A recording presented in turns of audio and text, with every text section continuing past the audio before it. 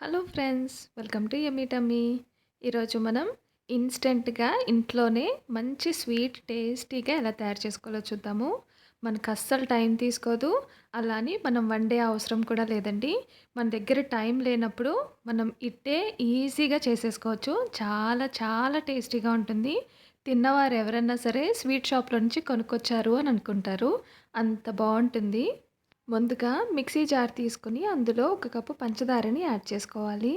అలాగే ఒక 3, 4 టేబుల్ స్పూన్లు జీడిపప్పు వేసుకుని, ఒక టేబుల్ స్పూను యాలకుల పౌడర్‌ని వేసుకోవాలి. ఇప్పుడు దీనంతటిని కూడా మనకి బాగా మిక్సీ పెట్టుకోవాలండి. ఒక నిమిషంలోనే చూడండి స్మూత్‌గా ఈ విధంగా పౌడర్‌లాగా తయారైపోతుంది. ఇప్పుడు ఈ పౌడర్‌ని ఒక ప్లేట్‌లోకి తీసుకోవాలి. ఇప్పుడు ఇందులో ఒక 3/4 కప్పు ఎండు కొబ్బరిని యాడ్ చేసుకోవాలండి.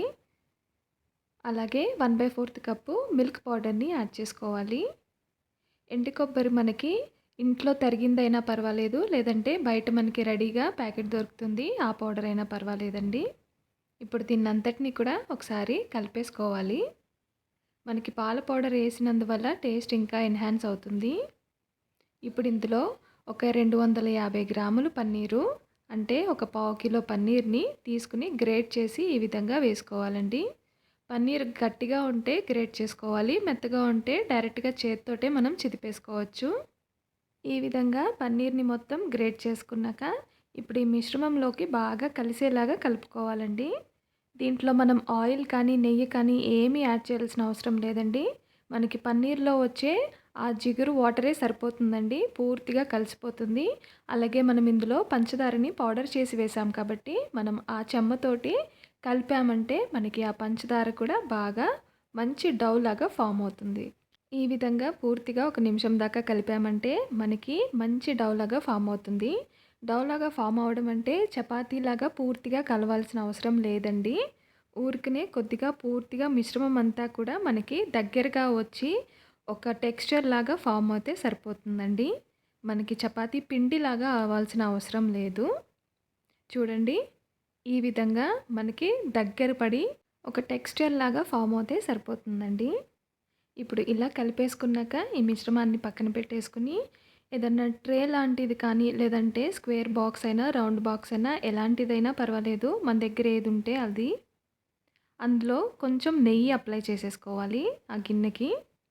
నెయ్యి అప్లై చేసుకొని ఇప్పుడు ఈ మిశ్రమం అంతటిని కూడా దీంట్లో యాడ్ చేసేసుకోవాలండి.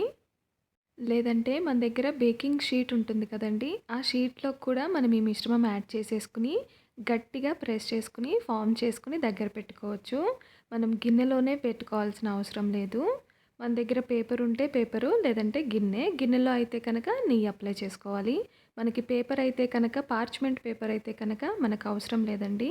పేపర్‌లో ఏసేసుకొని, మనకి ఏ షేప్ కావాలంటే ఆ షేప్‌లో పెట్టుకొని, దగ్గరగా ప్రెస్ చేసేసుకొని, ఆ పేపర్‌ని మనం టైట్‌గా చుట్టేసామంటే సరిపోతుంది.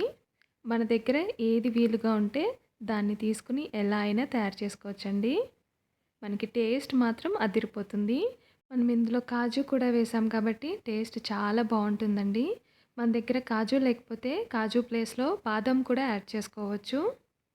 ఇలా గట్టిగా ప్రెస్ చేసేసుకొని మనం ఫ్రిడ్జ్‌లో అయితే ఒక 20 నిమిషాలు, డీప్ ఫ్రిడ్జ్‌లో అయితే ఒక 10 నిమిషాలు పెట్టేసుకుంటే తర్వాత తీసేసుకొని ఒక ప్లేట్‌లోకి ఈ విధంగా తీసేసుకోవచ్చండి. మనకి వెంటనే స్వీట్ అనేది తయారైపోతుంది.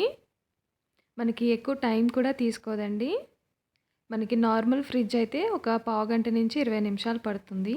డీప్ ఫ్రిడ్జ్ అయితే 10 నిమిషాలు సరిపోతుందండి.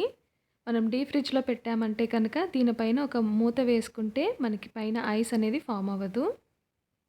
చూడండి, ఇప్పుడు ఇలా తీసేసుకున్నాక మనకి ఏ షేప్‌లో కావాలంటే ఆ షేప్‌లో దీన్ని కట్ చేసుకోవచ్చు.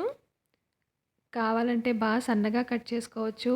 స్క్వేర్‌లో అయినా కట్ చేసుకోవచ్చు. లేదంటే రెక్టాంగిల్ అయినా కట్ చేసుకోవచ్చు. ఎలా అయినా సరే బావుంటుంది. మీకిది అచ్చంగా స్వీట్ షాప్‌లో చేసినట్టే ఉంటుందండి. కొంచెం కూడా టేస్ట్ మారదు. చాలా ఈజీగా ఇంట్లో మనమే తయారు చేసేసుకోవచ్చండి. ఎవ్వరికి మీరు పెట్టిచ్చినా సరే అందరూ చాలా ఇష్టంగా తింటారు.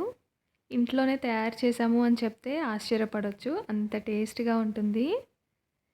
నేనిక్కడ కలర్ యాడ్ చేయలేదండి. కావాలంటే మనకింకా కలర్‌ఫుల్‌గా కనిపించాలి అని అనుకుంటే మనకి నచ్చిన కలర్ కూడా యాడ్ చేసుకోవచ్చు. కానీ ఇలాగే వైట్‌గానే చాలా నీట్‌గా ఉంది కదండీ! అందుకే నేను కలర్ యాడ్ చేయలేదు. ఇప్పుడు ఈ స్వీట్స్‌ని మనం సర్వింగ్ ట్రేలో తీసేసుకుంటే మనకి స్వీట్ అనేది తయారైపోతుంది. ఇప్పుడు ఇది ఫెస్టివల్స్‌లో ఎవరైనా గెస్ట్‌లొచ్చినా, మనకెప్పుడన్నా తినాలనిపించినా ఎక్కువ టైం లేకుండా చాలా ఈజీగా చేసేసుకోవచ్చు. మీరు పిల్లలకి కూడా ఇచ్చి చూడండి. తెగ ఎంజాయ్ చేస్తారు. ఇప్పుడు దీనిపైన కొంచెం కావాలంటే పిస్తాని మనం క్రంబుల్ చేసేసి పౌడర్‌లాగా ఈ విధంగా పైన యాడ్ చేశామంటే చూడ్డానికి కూడా చాలా కలర్‌ఫుల్‌గా ఉంటుందండి.